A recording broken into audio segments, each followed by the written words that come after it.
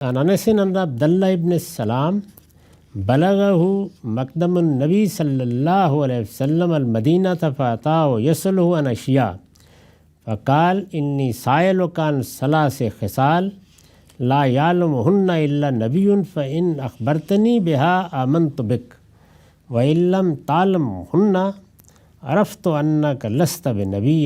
قال سل. قال ما أول أشراط الساعة وما أول طعام يأكله أهل الجنة وما بال الولد ينزع إلى أبيه أو إلى أمه. قال رسول الله صلى الله عليه وسلم أخبرني به جبريل آنفا.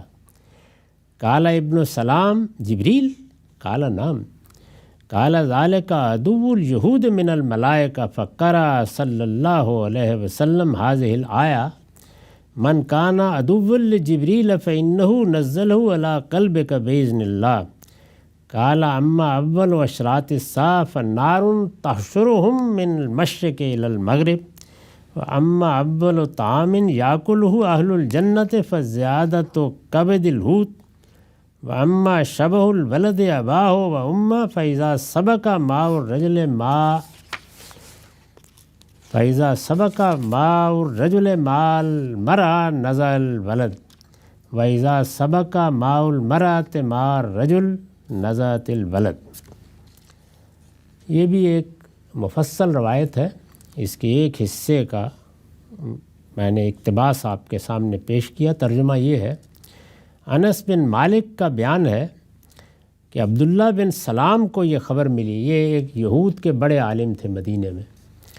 عبداللہ بن سلام کو یہ خبر ملی کہ نبی صلی اللہ علیہ وسلم مدینہ تشریف لے آئے ہیں.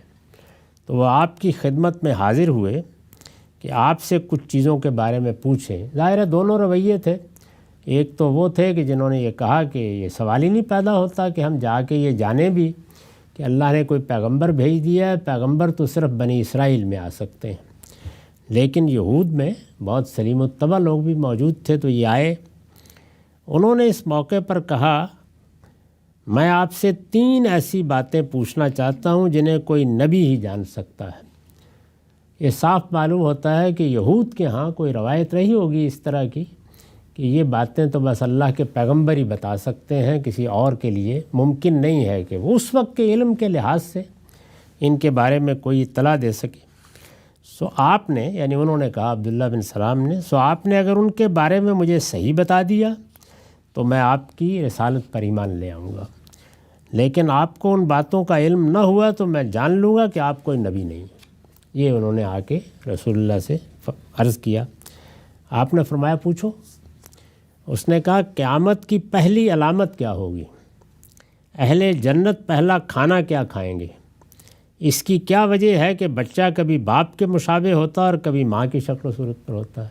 تو انہوں نے کہا کہ یہ مجھے ذرا بتائیے. ظاہر ہے کہ یہ غیب کی وہ باتیں ہیں کہ جو ان کا خیال تھا کہ کسی پیغمبری کے علم میں ہو سکتی ہیں. تو میں پوچھ رہا ہوں. رسول اللہ صلی اللہ علیہ وسلم نے فرمایا جبریل نے مجھے ابھی اس کی خبر دی ہے. یعنی پہلے تو آپ نے یہ بتا دیا کہ یہ میرا کوئی ذاتی علم نہیں ہے، تم نے پوچھا ہے. یہ بھی ہو سکتا ہے کہ مجھے یہ کہہ دیا جاتا کہ اسے بتا دو کہ ان سوالوں کے جواب پر کوئی منحصر نہیں ہے نبوت پر ایمان.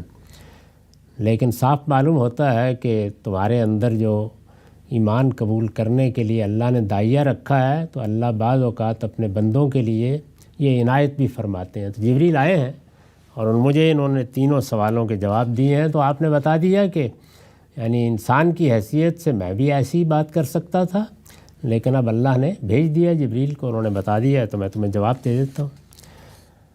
عبداللہ بن سلام نے پوچھا جبریل نے؟ آپ نے فرمایا جی ہاں. عبداللہ بن سلام نے کہا وہ تو فرشتوں میں یہود کا دشمن ہے. تو ان لوگوں کے ہاں یہی نقطہ نظر تھا. یعنی وہ بعد میں بھی جب حضور کو نبوت دی گئی تو یہی کہتے تھے کہ یہ تو ہماری دشمنی میں ادھر آ گیا ہے نبوت دینے. اس پر آپ نے یہ آیت تلاوت فرمائی جو لوگ جبریل کے دشمن ہیں وہ در حقیقت اللہ کے دشمن ہیں، اس لیے کہ اس نے تو اے پیغمبر اسے اللہ کے اذن ہی سے تمہارے قلب پر نازل کیا ہے. یہ سورہ بقرہ میں اسی کے حوالے سے اللہ تعالیٰ نے تبصرہ فرمایا ہے. آپ نے فرمایا قیامت کی پہلی علامت آگ ہوگی جو لوگوں کو مشرق سے مغرب تک لے جا کر جمع کر دے گی۔ پہلے سوال کا جواب یہ دیا۔ اہل جنت کے لیے جو پہلا کھانا پیش کیا جائے گا وہ مچھلی کے جگر کا بڑا ہوا حصہ ہوگا، سی فوڈ پیش کی جائے گی پہلے۔ اور جہاں تک بچے کی اپنی ماں اور باپ سے مشابہت کی بات ہے تو جب مرد کا نطفہ عورت کے نطفے پر سبقت لے جاتا ہے تو بچہ باپ کے مشابہ ہوتا ہے، اور اگر عورت کا پانی مرد کے پانی سے آگے بڑھ جائے تو بچہ ماں کے مشابہ ہوتا ہے۔